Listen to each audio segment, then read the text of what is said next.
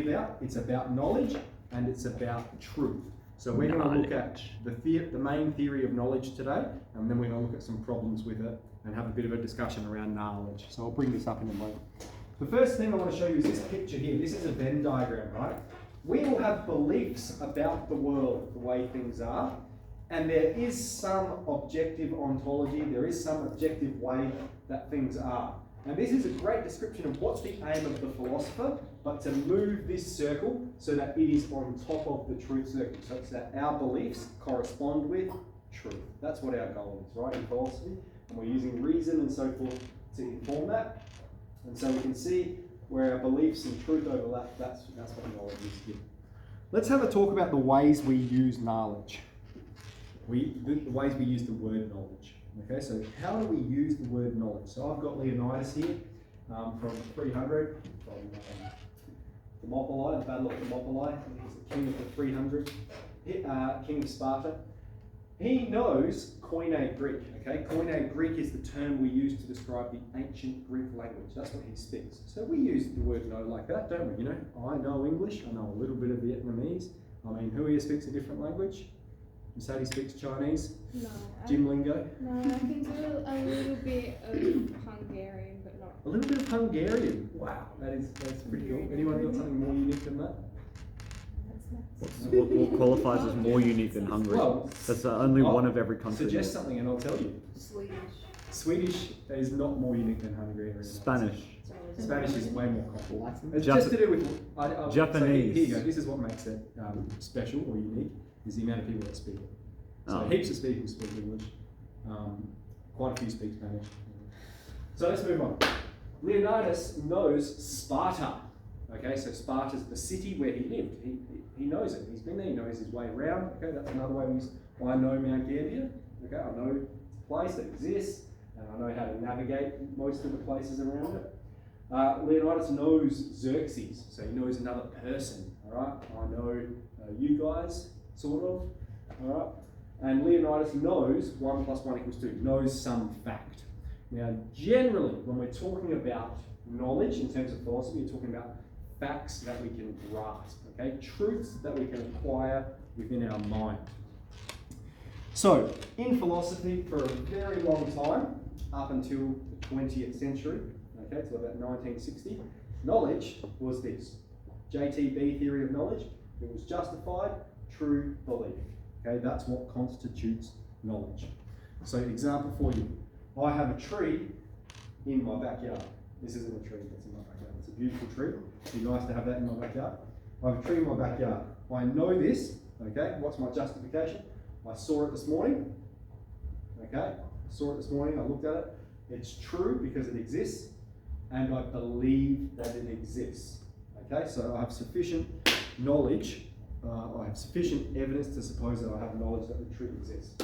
Okay, let's look at where there might be a problem. This is a picture of the tree in my backyard when I was a child. Okay, I don't live in that house anymore. All right, but there was a tree when I was there. I saw the tree. That's my justification. All right. Is that a suitable justification? I saw it when I was a kid. Haven't seen it for a while, you know, in 25 years I haven't seen it. Is that a suitable justification to suppose the tree exists? No, so you would say, no, you don't have knowledge that the tree exists because you need a suitable justification. And so that's where there's a bit of ambiguity. All right, but then, you know, does the tree exist? Do I believe it exists? Okay. Another example might be my house this morning. I saw the tree. I saw it. I'm at school now. I'm telling you that tree exists. But what I don't know is someone come along and chopped it down. Okay, so in that circumstance, I'm justified in supposing the tree exists. I believe it exists, but it's not true that it exists. And so we can say I don't have knowledge. Now, one of the problems with this is, of course, like, how do we know if something's true? Okay, well, you know, this is where the skeptics argue we can't really. So that's what knowledge has been for a long time. It's been justified, true belief. And then along comes a guy called Hermann Gettier in the 60s, and he comes up with these problems. They're called Gettier Problems. And what they are is they're circumstances where we have justification, we have a true belief, but we wouldn't describe it as knowledge. So we're going to read through his initial example. His initial example is a little bit complex, all right? But we've got a simpler one to follow it. We'll try and understand this anyway. So, gents, can you have a read for me of the first 3 dot points? Smith and Jones have applied for the same job. Smith has been told by the company president that Jones will win the job. Smith has observed that Jones has 10 coins in his pocket. He infers that whoever will get the job has 10 coins in their pocket. Excellent. And Flynn, can you read the next 3? But Smith, who will actually get the job, has 10 coins in his pocket. Nevertheless, neither of those facts was known by Smith. Smith has a justified and true belief. Whoever gets the job has 10 coins in his pocket. But Smith doesn't have knowledge. Smith and whoever gets the job are not freely interchangeable. Excellent. Okay, so Smith and Jones have applied for the same job. Smith has been told by the company president that Jones will win the job. Okay, he's been told Jones is going to win the job, and he knows Jones has got 10 coins in his pocket. All right, that's what we're told from the first 2. He knows, therefore, okay, he infers, this is the statement he makes, whoever gets the job has 10 coins in their pocket. All right, so he's been told, he's got justification. The president told him, Jones is going to get the job. He knows that Jones has 10 coins in his pocket, and so he's justified in inferring whoever gets the job has 10 coins in his pocket. But what he doesn't know is that the CEO lied to him. He's the one that's actually going to get the job, and he also doesn't realise that he actually had 10 coins in his pocket as well. So it is true that the person who gets the job, this guy's getting the job, Smith, he's a happy chappy. That's a moustache and a face. He's happy, he's getting the job. So he thought this guy was going to get it, all right? But his statement was, whoever has 10 coins in their pocket is going to get the job. Turns out he has 10 coins in his pocket. Turns out his belief was correct, even though they can't be used interchangeably. So that's a complex example. Here's a much more simple one, okay? Of satisfying justified true belief, but not being knowledge. Okay, this is, what should we name him? Jonathan. And Jonathan is having a look at a field in the paddock in Mount Gambier, and he sees a sheep, all right? And so he infers there is a sheep in the field, okay?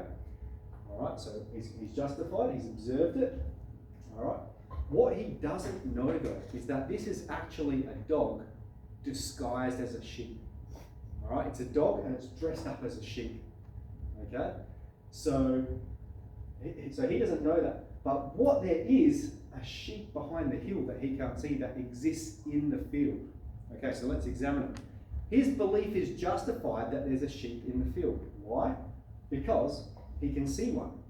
All right? His belief is true. Why? Because there's a sheep here. And he believes it because he can see it and he infers that it exists. So he says, I've got knowledge that there's a sheep that exists in the field, but really he doesn't, because this is the sheep that exists and he doesn't have knowledge of that sheep. Okay, so Gettier Problems, talking about problems with justified true belief as a theory of knowledge. Okay, let's finish with some open discussion around these questions. That's it. What is knowledge? Okay, so under the philosophical definition, do you remember, Emma? What are the 3 things? Understanding. Understanding, okay, yeah. What about what I just mentioned before? Justified, true, belief. Okay, that's philosophical. But yeah, if we think in common parlance, you're correct. Understanding is when we grasp a concept. Very good. Okay, can we obtain knowledge? Flynn's got some opinions about this. Judging by the 3rd question that says, how do we obtain knowledge? I'm going to say yes. Oh, okay, yeah, all right, so you're just preempting an answer? Yep. So, okay, so you can say, yes, we can obtain knowledge. What does the skeptic say?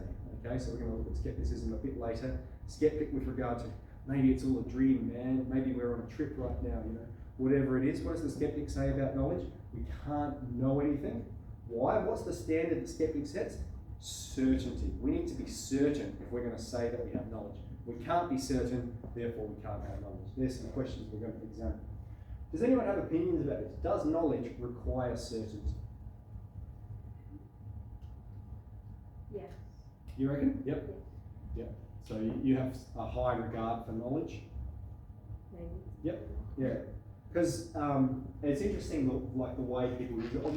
Obviously, knowledge means more than just an opinion or belief. Like knowledge is something that, when we use it, pertains to reality.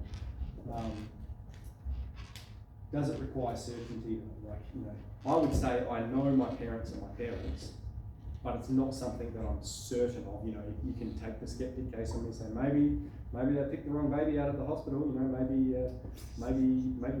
they're actually aliens or something like that. Like there's all those things you can say, but I'd still proclaim publicly, I know that they're my parents. I'm pretty sure. If the skeptic's going to push me and say I'm pretty sure. All right, excellent. So, what about the ways that we obtain knowledge? So, if we can't obtain knowledge, then you might say, well, there's no way of obtaining it. Well, what about the ways of trying to gain knowledge, right? Or trying to inform? So we mentioned these briefly yesterday. What are ways that we try and get understanding of the world? Yep, through our intuition, through our thoughts and reasonable process. Great one. Yep. What else? Discussion with others. Yep, talking with others. Yep, hearing other people's perspectives informs our own. Very good. All right. What about something even more fundamental? From what we see and seeing, hearing, all feel. of our sense organs, we suppose, inform us about the world around us. They describe things approximately the way they are. Okay, so that's so good. And so this is a question as well: is knowledge objective? All right. So generally, when we use that word knowledge, we're using it in accordance with truth, isn't it? So if something is true, it's what obtains in reality. If we know it, it means that we've grasped that which obtains. But we can make like relativist arguments as well around this. True for me, true for you. People have heard that. I know that I've got more hair. I know I don't have a bald patch. I know that I've got lots of hair. True for me. So we could make a relativist argument there. Okay, any comments on these questions? Cool. So that's where we'll finish at. So there's justified true belief as theory of knowledge.